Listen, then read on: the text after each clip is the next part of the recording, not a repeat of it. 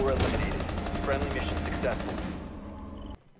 How's it going? This is GRMP, and recently I put suppressors on all of my loadouts on the TTS because I realized how amazing they are with that sight alignment / recoil fix. So I've said it before, if you have some awe-inspiring aim and just hit headshot after headshot, the suppressor would definitely benefit you, especially if you're aggressive. I didn't fall into that category, but with the new sight alignment fix, it makes controlling that recoil much more instinctive and the placement of your follow-up shots more consistent. And in case you were wondering, for all of us regular people, most of our headshots occur on one of those follow-up shots.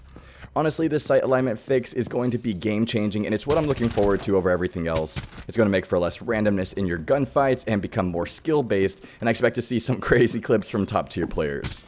So the recoil itself is not necessarily much lighter or in an easier pattern, which is what a lot of people think. It's just that countering it is much more intuitive. Just look at the recoil for the secondary SMGs. It's insane and forces you to either be extremely close or burst fire, so we know the recoil for each weapon with the sight alignment fix was intentional and can be increased if they really wanted to. So let me show you the difference. This is the current sight alignment and recoil. You can see that the reticle is literally bouncing around the center of the screen in every direction with no specific pattern. What makes it worse is that not every shot is even guaranteed to line up with the reticle. Each weapon does have a general limit to the recoil, but it's still random within those extremes. In CSGO, during sustained fire, the bullets won't land within the reticle or in the center of the screen, but the recoil pattern is consistent, specific, and learnable so you can counter it. In Siege, we have random bouncing recoil with a reticle that doesn't stay centered, and there's a chance that the round won't land where you're aiming, which creates way too much variability. Obviously, we've all gotten by with these issues and can still perform well, but this will make it easier to improve and see quicker results from good practice. Oh my god. So here's some sustained fire with the new sight alignment fix / recoil. So the reticle will always stay centered on your screen, and there doesn't seem to be any random downward recoil jumps, which were honestly the worst. When you're going full auto, you only have to think about keeping the center of your screen locked onto your target, which, like I said, is more instinctive, which will make for more consistency. So back to the point for why I think this makes suppressors much more viable. So as a refresher, putting a suppressor on your weapon makes it so you don't have a threat indicator for shots that are near the enemy but don't hit. You won't have any bullet trails, the sound of each shot will be significantly reduced, and you won't have a muzzle flash. Each of these features will make you harder to locate when you start taking shots. It will only be a split second, but enough time to redirect your sustained fire toward the head. When enemies are grouped together, the only one that will be able to pinpoint where you are quickly is the one you just killed, which will also help prevent that refrag. Sound is a huge source for game sense, so reducing the sound of each shot will also slow down the enemy's reaction and again make you more difficult to locate.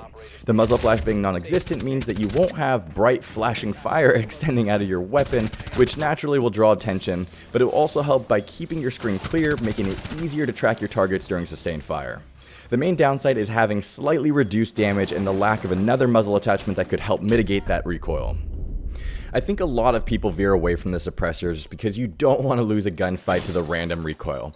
You still need to have some good accuracy and recoil control, but when you get those things down, you can really see how consistent those headshots can be with this new fix.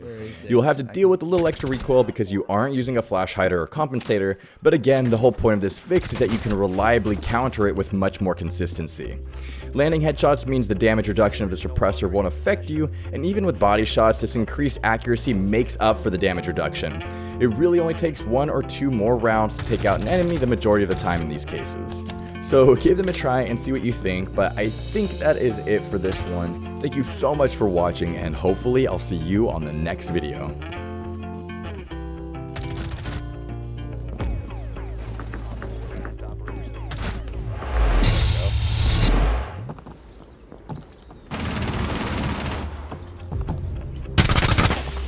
One.